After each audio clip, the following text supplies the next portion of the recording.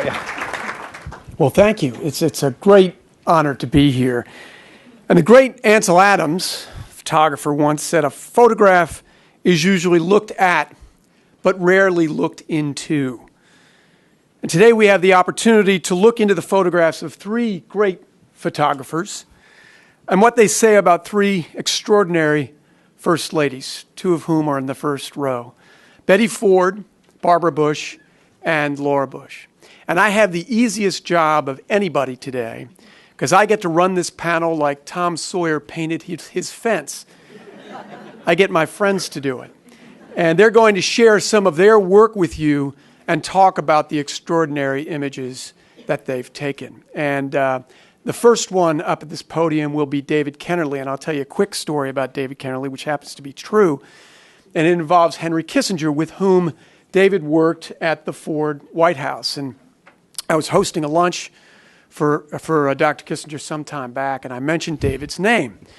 And Dr. Kissinger said in that sort of inimitable voice, "David Kennerly is the greatest photojournalist of the 20th century." And I said, wow, that's high praise. And he says, "I know this because David Kennerly told me that David Kennerly is the 20th. So, in the words of David Kennerly and Henry Kissinger, let me welcome to the podium the greatest photojournalist of the 20th century, David Kennerly. That's good. All right. I don't know how to top that one. I'm going to show some pictures. I was President Ford's photographer. It's great to be here with the Bush women, Barbara and Laura, who I've photographed many times. I'm not taking away from my colleagues, but I did include one each of you in this presentation. Excuse me. I actually have a First Lady picture I just took on Friday, not in this country, and she's not an American. And if I press this, is this going to start? Wow, magic. This is Sophia Martelli, the First Lady of Haiti. I was just in Haiti all week. I know President Bush has been down there, and it's a place that needs help, certainly, and will for a while. But I thought I would include her in. I was down for there's a group called Vital Voices that was started by Hillary Clinton. Women from America, particularly entrepreneurs teaching women in third world how to start businesses and all that. I was down for that. Skipping back in time, Jacqueline Kennedy Onassis, taken in New York in 1970. I was a young boy when President Kennedy was assassinated, but I worked with her son on George Magazine, John Jr., who became a good friend of mine. And the first lady I really photographed, though, was Pat Nixon. This was in 1970 in Washington, D.C., going to a school in Washington. And I never really got to know her, nor did I really get to know her husband that well. But this is a picture of the two of them taken at leaving some event, and I liked the light. But she was always very nice to the photographers. The world is divided into two kinds of people for me: the photographers, and then those trying to keep them from taking pictures. And so. Pat Nixon was very good to the photographers. Her husband, not quite so much. But my first lady was really a true friend, was Betty Ford. Mrs. Ford and I became really close friends. I was treated like one of the family there during their White House. And of course, we were talking about how Lady Bird Johnson came to the White House. It not quite as horrible situation, but Betty Ford became First Lady really overnight almost, and they hired me as their White House photographer when I was 27 years old, and I was a little bit older. Now these are the kind of pictures that I'm sure most first ladies don't want to be photographed like that, nor does anybody. And so, but Mrs. Ford and President Ford had such an incredible sense of humor and a lack of vanity about themselves. This was, by the way, taken in the kitchen of their home in Alexandria, Virginia, which is a very modest little split level place. And they lived there for almost 2 weeks after after he became president. And this is Lady Bird Johnson and Mrs. Ford and the two Johnson girls, and they're being shown the White House living room or bedroom. And when I did an edit for this book I did on the Ford presidency, I looked back, and I forgot that suitcase was in the picture. This was right before Mrs. Ford went out to Bethesda Naval Hospital, where she ultimately had a mastectomy, and she never told Mrs. Johnson that she was going there that day. And this is in the hospital with Bob Hope. Bob Hope's name comes up quite a bit. In fact, he was the one who said that President Ford made golf a contact sport. But Mrs. Ford recovered nicely from this operation, and probably, I know she's best known for the Betty Ford Center and people with alcohol and drug dependency, but I can't imagine how many women's lives she saved. Happy Rockefeller was one of them, who got a test because of her. She brought that whole problem out into the open. We had a very close relationship. This is in the White House solarium. Mrs. Ford is trying to strangle me yet again. She had to put up a lot from me. And the Queen of England, the Queen is a recurring theme here among the First Ladies and the Social Secretaries. A very quick story. This is on the second floor of the White House. As Queen Elizabeth and the Prince were going up in the elevator with the Fords before the state dinner, the elevator door opened on the family quarters, and Jack Ford was standing there without a shirt on. One of the sons, and he was looking for cufflinks in his dad's drawer, and it was very embarrassing. And President Ford said to the Queen, "Gee, I really apologize for that." She says, "Don't worry, we have one at home just like him."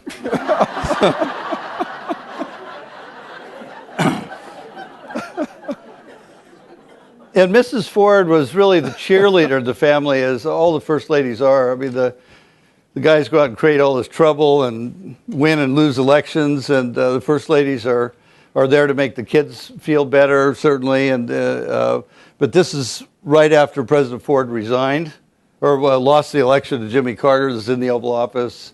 They would go outside. Mrs. Ford would actually read the announcement conceding the election. And Mrs. Ford always felt like she liked this picture because she felt it showed her like a kind of a bird in a cage, and on one hand kind of looking out at the world, in this case down toward the West Wing. Both the Fords gave me total access to their life, and so I really spent a lot of time upstairs and downstairs, was able to get all that.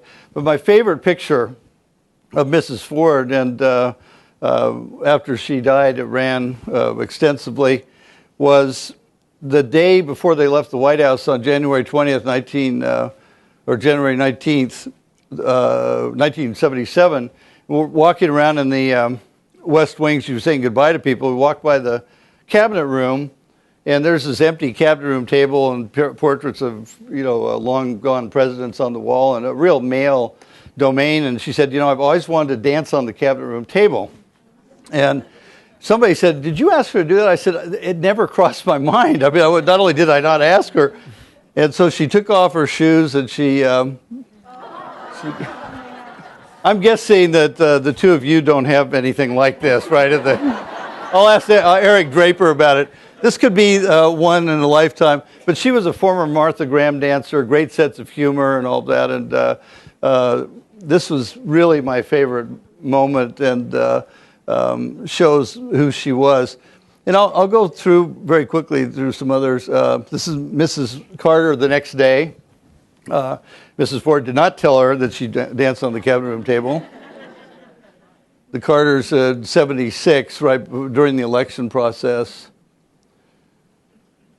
And Ronald Reagan I covered with President and Mrs. Reagan for Time magazine. This is in the solarium, the same room that Mrs. Ford tried to kill me in. And their relationship was very good. This picture never was published because the editors at the time thought it was too schmaltzy. And I said, you know, they are schmaltzy people. I mean, you have to understand that they really do this kind of stuff. You know, that's not nobody was making it up. So, and this is my favorite Mrs. Bush photo.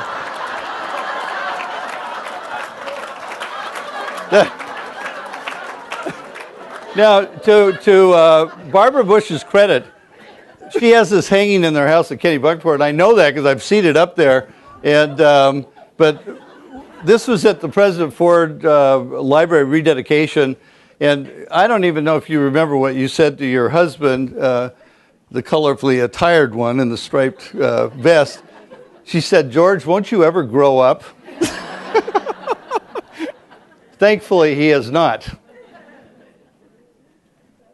This is Hillary Rodham Clinton. I'll do a little close-up. Hillary Rodham in 1974.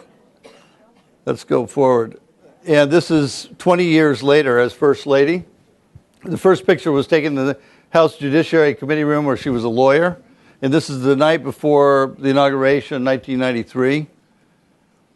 And the couple in 96 on the campaign train. And the next photo, any First Lady is going to identify with it. I've never shown it. This is the first time. And if Secretary Clinton sees it, she will summarily execute me. But this was her listening to her husband.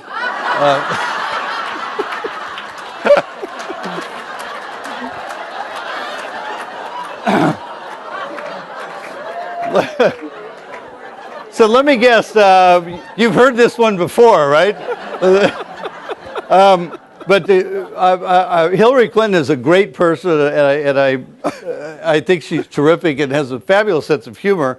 And this picture I took of her, I asked her to sign if she was still talking to me after she saw it, and she signed on it, "Dear David, I just wanted you to know I was thinking about you."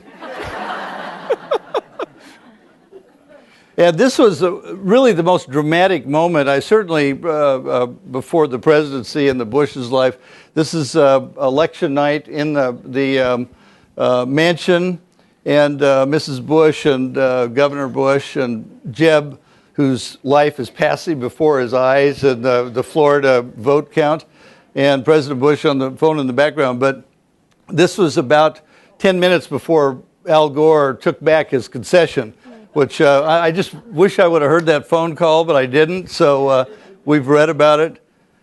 And the Obamas, this is the inaugural night. I did produced the official inaugural book for the committee. I also did the 2 Bush books and 2 Clinton books with my team of photographers. And some photos of Michelle Obama. This is after 8 presidential balls. This is also, the First Ladies will appreciate this. 2 more balls to go. Backstage, and in the elevator. This is a high school prom picture, I think, kind of a gallant moment. This is the night of the inaugural. And then 6 First Ladies at the Reagan Library dedication with Pat Nixon. I think this was the last public appearance that Mrs. Nixon made before she died, and with Lady Bird. And then at the George Bush Library opening, this was Hillary as First Lady. And they were all watching the presidents up talking. And at the Ford funeral, where President Bush and those 3 First Ladies, this was in Palm Desert. But thank you. Want to go? How long is that? Great job. Is that all right? Great job. Well, this is unfair that I have to follow you, David. But I intended it to be, so I don't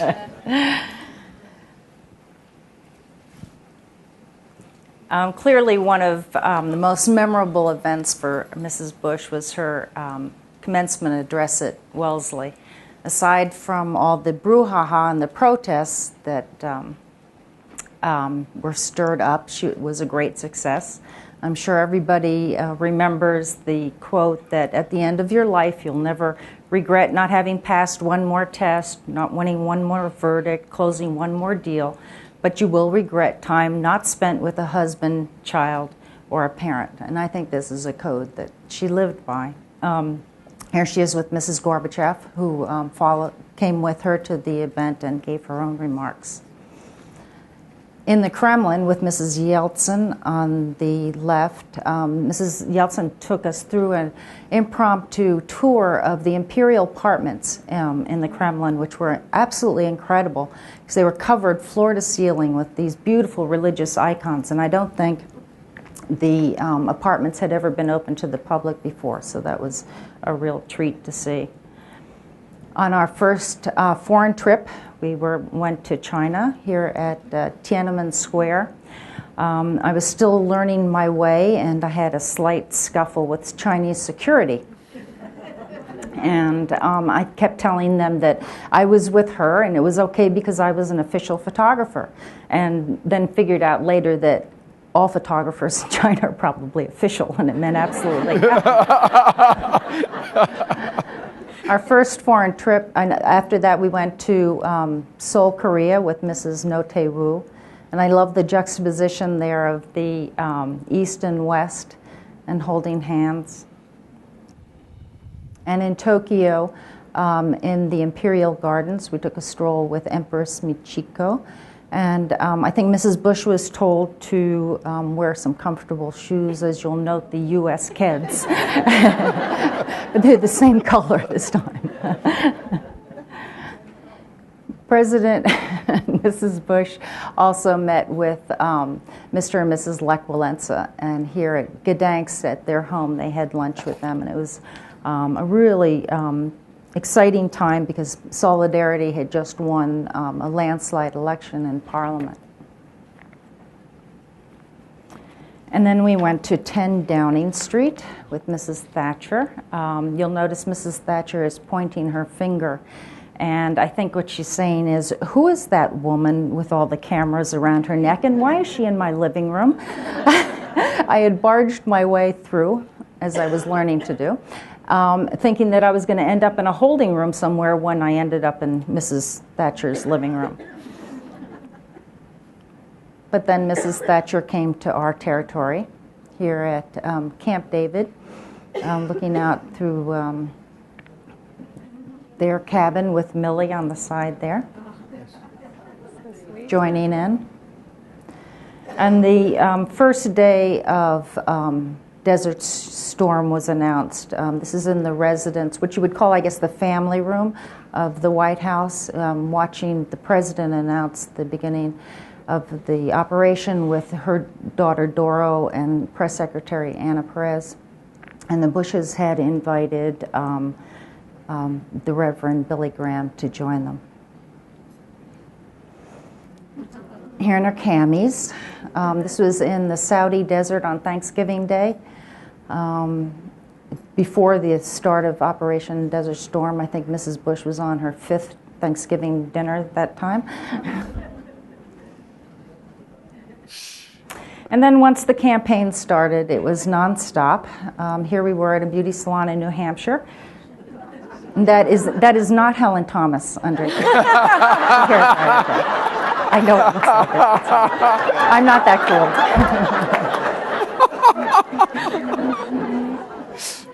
Greeting well-wishers in Pennsylvania. Bowling for votes in Ohio. And on the campaign plane with Marvin Bush, who was always fun to have around. It must have been, yeah. Here with Marvin also, we were on a whistle-stop tour through Georgia. This was several weeks before the election. And after the third debate, after the crowds all come around and everybody shakes hands and takes pictures, Mrs. Bush beelined for Ross Perot.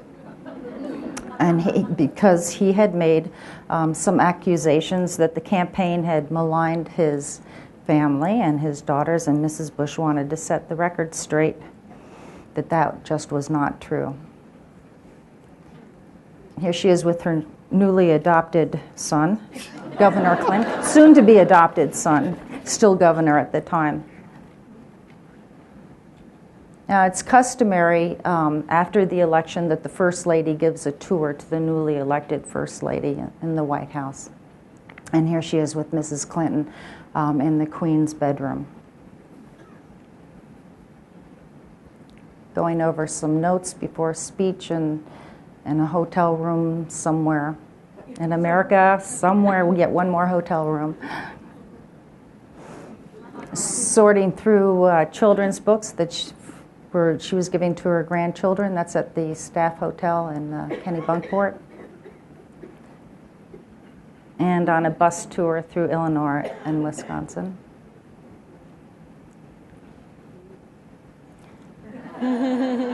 Obviously a late night trip home somewhere.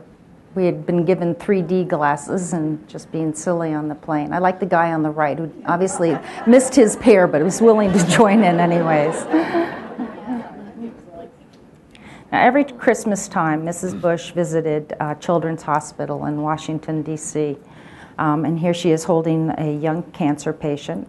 And I love the look on her face, as she must have gotten great comfort from that little girl who was probably about the same age as Robin.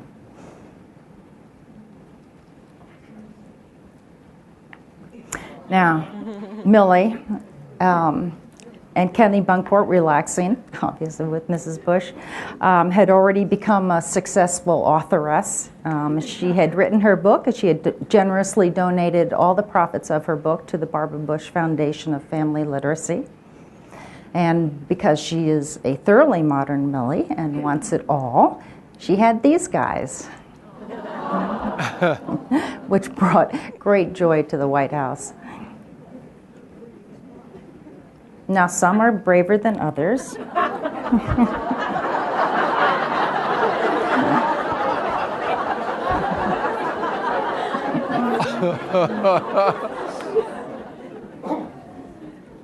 And we traveled to almost every state in the United States, to include Hawaii, where we went for the day and back, to promote family literacy. Mrs. Bush, obviously, as you know, has tirelessly promoted reading. I love the exuberance of the little girl on the right-hand side there. And Mrs. Bush holding an AIDS baby. Now, you have to remember at that time, for a lot of people didn't understand that you could hold a baby, hug a child with AIDS, and that you wouldn't catch it. But there was this stereotype. So Mrs. Bush, in her role, went out to Grandma's house in Washington, D.C., and unfortunately, that poor guy only lasted another couple of weeks.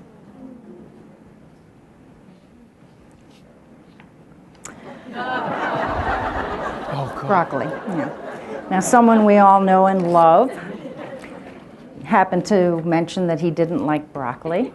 So the mother of America had to go out there to reassure all the children that broccoli is good and good for you. And you'll notice that she did that with the Oval Office right in the background, which I thought was pretty cheeky.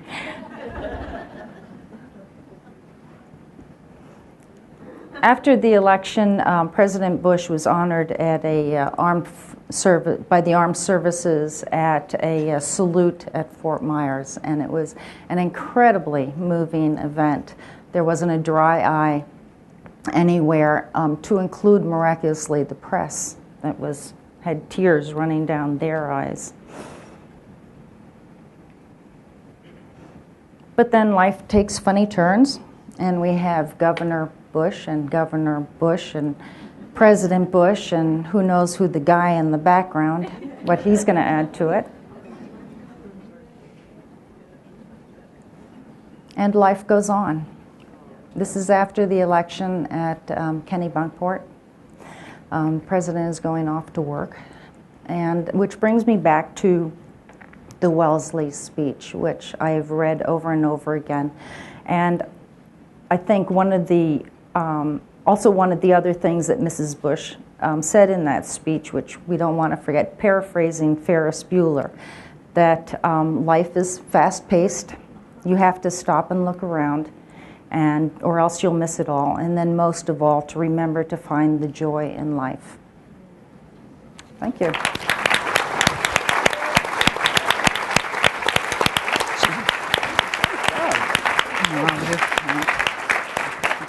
Good afternoon. I'm Susan Sterner.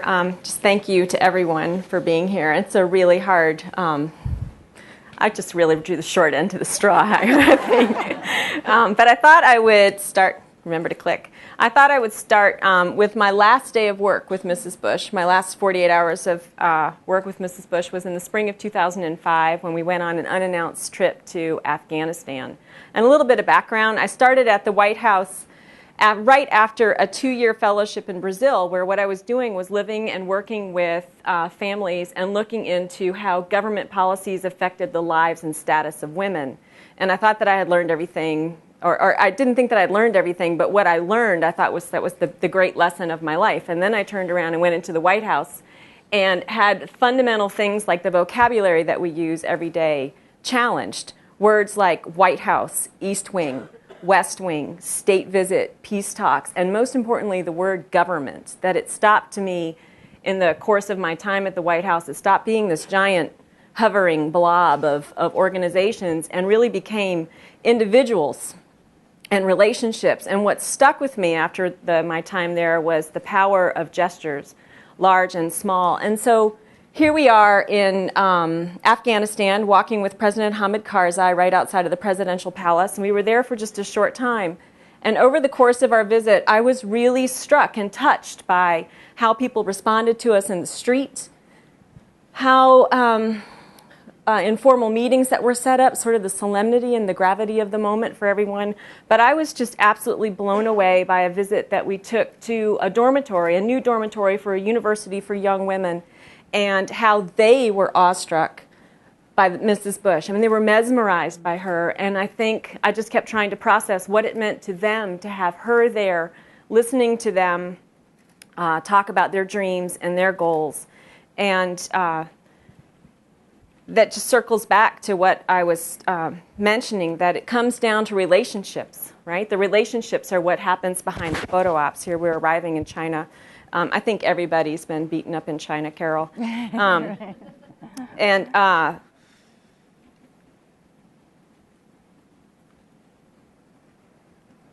just really learning from Mrs. Bush about what it means to listen and to engage and to do that with grace in the private and the public sphere, to acknowledge sort of the effort that goes into these meetings. Here we are, in Normandy on the beaches, which was such a beautiful moment and so powerful, I think, to everybody that was there that day. To the mundane, these are the sweet little cherry blossom princesses from around the nation, all coming in their matching pink suits. They were mortified with their 10 seconds. 10 seconds with Mrs. Bush, you know, they're all trying to prepare to say hello. Or the generosity of taking 5 minutes for a photo op in the heat of the sun at a big event in Texas. But it was relationships that happened around moments like this. This is in the spring of 2003 when the president of Uganda was visiting, and he brought with him the Ugandan Children's Choir, which is a choir made up of children who have been orphaned by AIDS. And they set up chairs in the rose garden, and I have this, I call it the syndrome where I can't not cry if kids are singing. I mean, they can be singing anything, and I cry. So I'm trying to photograph while they're singing, and then we do the official photo op, and the presidents had to go back into the Oval Office, but Mrs. Bush stayed. And the kids just swarmed her, and she hugged every one of them. And it was just really this moment of incredible love and joy. And then she led them upstairs to the state floor, where they had a little treat of juice and cookies, and they brought out Barney to play with her, to play with them. And I think back to these kids, to the women in Afghanistan, and even to the cherry blossom princesses, and think about the ripple effect that this moment, this chance to have a relationship, had on them. And those were the moments that were powerful to me to be able, and a real privilege to witness. And this is one that just sort of blew my mind. And when I think about it, it's kind of rad, especially the day after elections now in Russia yesterday, but this is during the National Book Festival, and here's Mrs. Bush. She's gotten out of the limousine with Mrs. Putin and holding hands, walking across the National Mall at the National Book Festival, an event that's dedicated to the idea of an open access to information and freedom of speech. And being able to be there and witness that sort of moment was very humbling. And I learned a lot about what it means to be respectful and present in the moment. Mrs. Bush always had this great talent for creating a very special aura around the people that she was meeting with. Here she is with a Navajo elder in Arizona, or this little boy, Kent Morrison, 6 years old, from the Make-A-Wish Foundation, whose wish was to meet with Mrs. Bush. Mm-hmm. And it was the sweetest little moment, just playing with kaleidoscopes in the diplomatic reception room with his little sister, Rachel. Or goofing around with troops in Tampa, or visiting the wounded at Walter Reed. As a White House photographer, I was always aware of the fact that I was part of the gray area between public and private, and I was there as one of the witnesses and to honor, but I was also sometimes an intruder. And I felt very responsible for how I went about trying to document and what I did with the privilege of being there in those private times.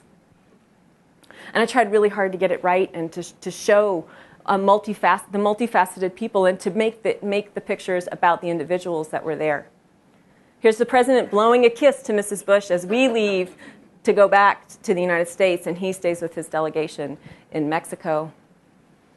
Just a quick moment after the State of the Union with family. Flying home for Christmas, when your guard's down. Coming back from Europe with Jenna. I would say that it's not always a seamless thing to be a White House photographer. Nobody tried to strangle me, though. It's not a seamless thing. I don't believe that you're ever a fly on the wall as a photographer. I mean, you go in there to look and to shape an image, and you have a camera, and sometimes you're crawling around where you shouldn't be. So you change the balance, and again, that's all about those relationships. And I think you really have to have a good sense of humor and a heavy dose of humility. In the photo office, we had this sort of small running joke of pictures of who had been thrown out of which meeting which way, or, when you inadvertently become part of the event, and you really shouldn't. That's sort of a photographer's nightmare. So here we're about to go out on the East Floor, and the president just said, no more pictures, right? Or stepping out of the limos in front of Václav Havel's house and having the dogs rush me. I didn't know what else to do except lift my cameras to protect myself. Or talking the president and the first lady into a dawn photo op, and then having the dogs kind of go in an unmanaged way. But it was fun. It's also a lot of fun because you're around everybody for so much time. That's a good shot, isn't it? You're around everyone for so much time that it's just about the relationships. And it was an amazing firsthand education for me to witness and document the relationships that have become our collective memory, and that are government, that are the White House, that are the West Wing, that are the East Wing, that are peace talks. And it just shifted everything in how I think about what I do. And it's had a huge impact. The ripple effect on me has affected the way I work, the way I parent. It was a great time. I was a first-time mother when I was in the White House, and it was amazing to I just kind of do whatever Mrs. Bush said to do in her policy speeches. And the way I participate in our democracy, and the way that I really even think about the future. Thank you.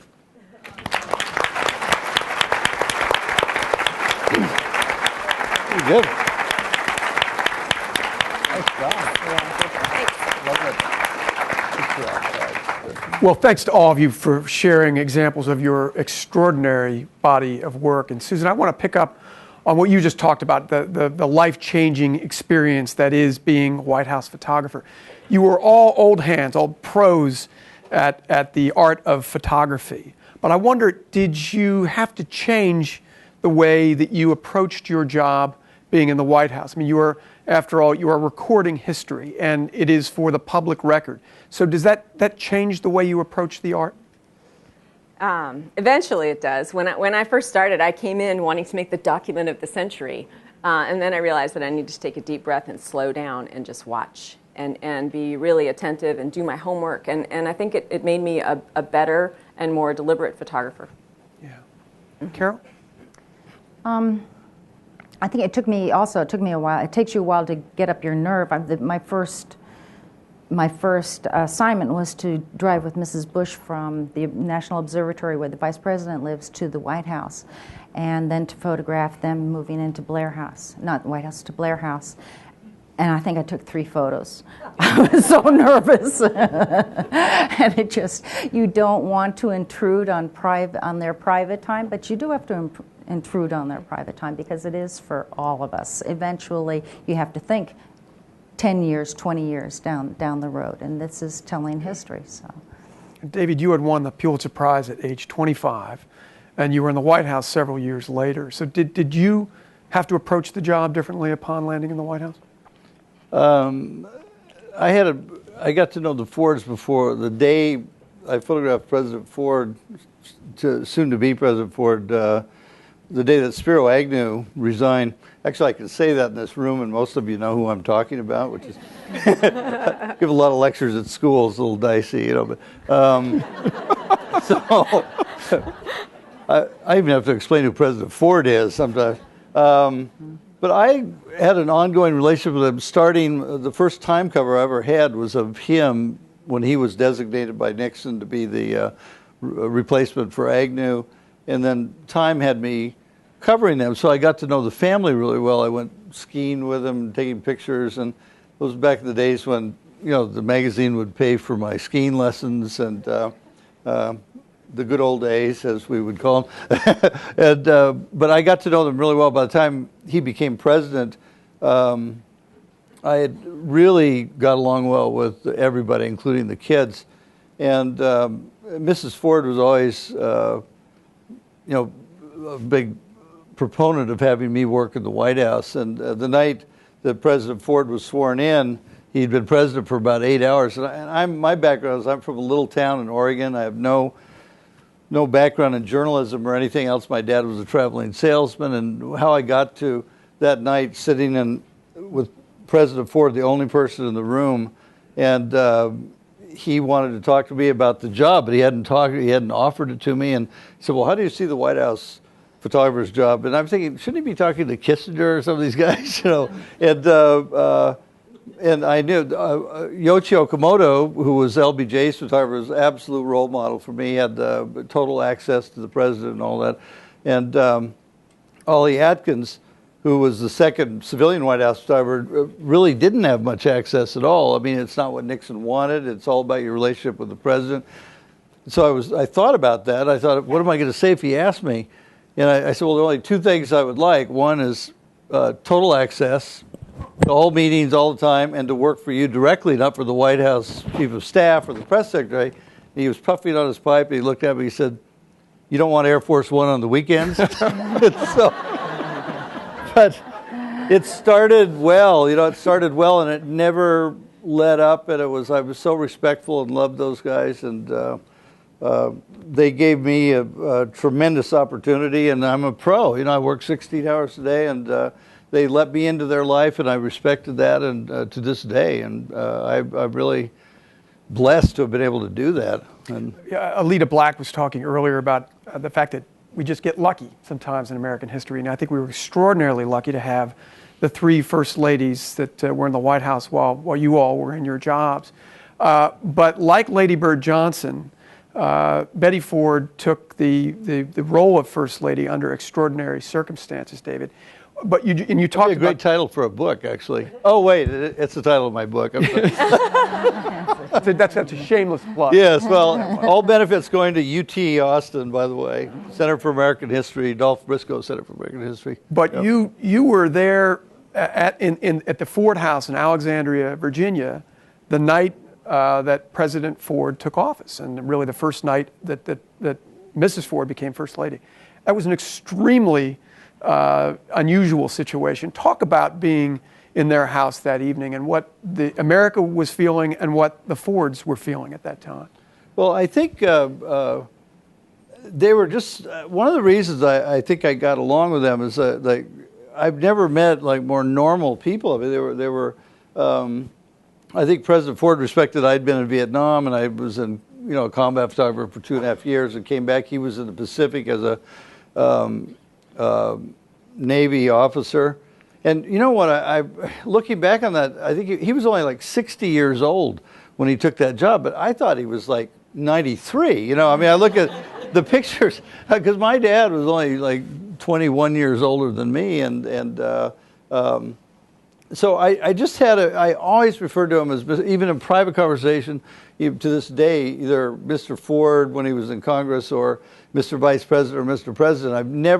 He never said, you can call me Jerry, and I never would have dreamed of doing it. It was formal to the degree that I have real respect for my elders. I mean, 60 years old is nothing now, but I'm like, but I think that was it. We hit it off. It was that kind of relationship you can't explain. You could not ever create that kind of relationship. And each White House photographer, by the way, those are terrific photos because you get a sense of who they are, and that's why we're there. I mean, you're right. It's we're kind of the eyes in the situation where you can't go normally, but hopefully we bring a true picture back. And that didn't answer your question entirely, but needless to say, I was in the loop the whole time and never was out, and it was. Same with the Bushes, that for 41, I think he was very cognizant of the fact that he looked down the road and he saw that he knew that he would have a library. He knew he would have an archive. And so they were both incredibly open to us documenting their lives, and never once said, for me anyways, stop, that's enough, get out, why are you here? It was always an open situation. Carol, you talked about the Wellesley speech that Mrs. Bush gave, and that really was a defining moment in a lot of ways for Mrs. Bush's tenure as First Lady. Give a little context, if you would, to that speech and why it was so important. Well, I think it's multi-layered. Every time I go back and I read it, it's just so incredibly because of the time, what I called, and I think what Mrs. Bush also referred to it as, the brouhaha over her speaking, and what the ladies there thought was a successful woman. And I would love to go back 20 years later and talk to like a half a dozen of them and find out where they're at and what their ideas are now about what a woman's role is and what's more important, and for your family, it starts with your family. And I think Mrs. Bush embodied that, and I think that that's the message that she was trying to get across was, yes, we want diversity. Yes, you want to go out and live your dreams according to who you are, but unless you love yourself, your family first, you can't really do for anybody else. Right. Susan, certainly 9/11 was a defining moment in Mrs. Bush's tenure in the White House. Mm-hmm. Talk about and she writes very eloquently about how her role changed post 9/11. Tell us about your experience on 9/11 and what you returned to when you came back to the White House. When I started with the White House, I was 6 months pregnant. So my son was born in mid-July. When 9/11 happened, I was at home with the television on. I had family in town, and I watched everything live. And I was, it's as stunned as could be, and paralyzed, and I didn't know how to respond. I just wanted to hold on to my baby. I just wanted to, making lots of phone calls, making sure family members were safe that were supposed to have traveled that day and that sort of thing. And then either the next day or the day after, I called into the photo office, and I spoke with a woman named Marilyn Cannon, and I said, Marilyn, tell me what to do. Do I need, because I wasn't scheduled to come in, do I need to come in? Do you guys need help? What's the workload? Like, I was just worried about everybody. And she said, no, you need to be home with your baby. And that's where, and so I stayed home. And I was, it was a really emotional time to both not be there and then to go back. And one of the first things that I got to do when going back was to travel to Crawford, and I photographed Mrs. Bush as she was delivering the radio address on Afghan women. And I think everything had changed. I mean, how can everything not have changed after 9/11? But what was so amazing and wonderful was sort of the power that came from that, to recognize that discussions about women's rights need to be part of our discussions about democracy and moving forward. And that had a big shape, and it was all leading towards going to Afghanistan and working with women's health and status. One of my favorite quotes is from Groucho Marx, which might make me a Marxist, but it's the secret to life is sincerity. Once you can fake that, you've got it made. But it seems to me that one of the most difficult parts of being a first lady is you have to always be on and in the moment. And you've spoken about the Laura Bush bubble. Talk about that a little bit, Susan. Well, I think, for those of you that have had the chance to be with Mrs. Bush, it's a wonderful thing, because when she's talking to you, she's talking to you. She's listening, everything from the letter that she sent out to families and children, which was so moving. I met so many people who really felt that letter was written to them. And then in the individual moment, I just have to say, the second time I was pregnant, I spent a lot of time pregnant in my job, but the second time I had, the one sort of a nightmare, other than dogs rushing me from the limo or the Chinese security, I was at home trying to get cufflinks into a maternity blouse when my cell phone and my pager just started going off. And I picked it up, and it was Mrs. Bush's aide, Lindsay Lineweaver, saying, "Susan, where are you?" And I said, "Well, I'm at home getting dressed. What's wrong?" She goes, "You have a photo op in 3 minutes." In the diplomatic reception room, and I just threw everything up, and my husband had to drop me off, and I ran through the lips and got through security, grabbed my cameras, went running in, and tried to act like I meant to be there, just like that. But what was so sweet was Mrs. Bush could tell that I was flustered. We got through the photo op, and everything was fine. And then that day, she took me upstairs just to the kitchen and just looked at this little catalog of new baby furniture that was out, just kind of 45 seconds, calmed me right down, kind of like, okay, we took care of the photo op, it's all done, here's what the priority is, how are you, Susan, check in, it's okay, let's go forward. And it's great. Carol, what is, you've seen the First Lady up close, the role of the First Lady up close. What do most people not appreciate about the role of First Lady? Oh, gosh. What might surprise us about the role? Those of us looking at a distance at the First Lady and her role, what would we most be surprised by? Well, one thing is the amount of work, the amount of travel, the number of speeches, the shaking hands, the meeting with people. I'm talking about my First Lady. There's nothing better than a hug from Barbara Bush. Had to plug that. But it's so hard. And just being a photographer, I was exhausted. It took me a year to recover. Mrs. Bush never tired. Never. She'd 5:30 in the morning, she'd be out swimming. But I don't think people realize that and for a photographer, people say, "Oh, were you like hanging out in the residence with them?" And it's a very structured job. It's these are the events. This is what you have to cover. This is what you have to take care of. So it's a balance between how incredibly intense it is and how hard you work, and then the fun parts, and Mrs. Bush made it incredibly fun. We have about 3 minutes left, and I want to ask you all an impossible question, but if you had just one photograph that you could take from your days as White House photographers, what would that photograph be? And we don't have the photographs themselves, but maybe you can give us that in 1,000 words or less, because we have limited time. I'll start with you, David. There's a picture of Mrs. Ford in my mind, and there's so many. And I actually, I tried to find it to put in there, but I couldn't.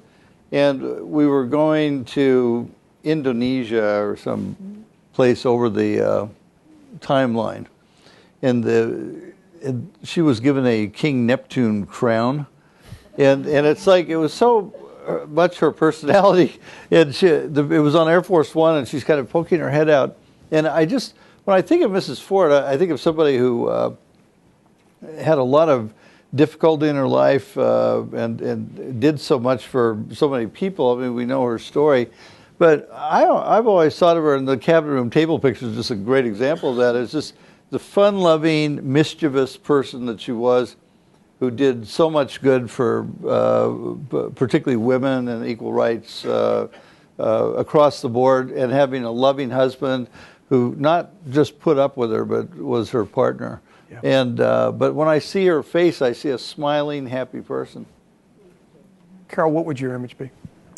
I think the final day would be my picture for me, saying goodbye. It was so hard on everybody, and Mrs. Bush just made sure everybody understood that life would go on, you know, that we had wonderful times, that she did such a fantastic job, but she just kept us all moving forward. It was such a graceful exit. It was. Yeah. Yes. Susan? I have a series of pictures that I'm thinking of where we flew out to Arizona and we met with a family of the soldier Lori Piestewa, who was the first Navajo woman who was killed in the Iraq War, and it's actually a really joyful picture.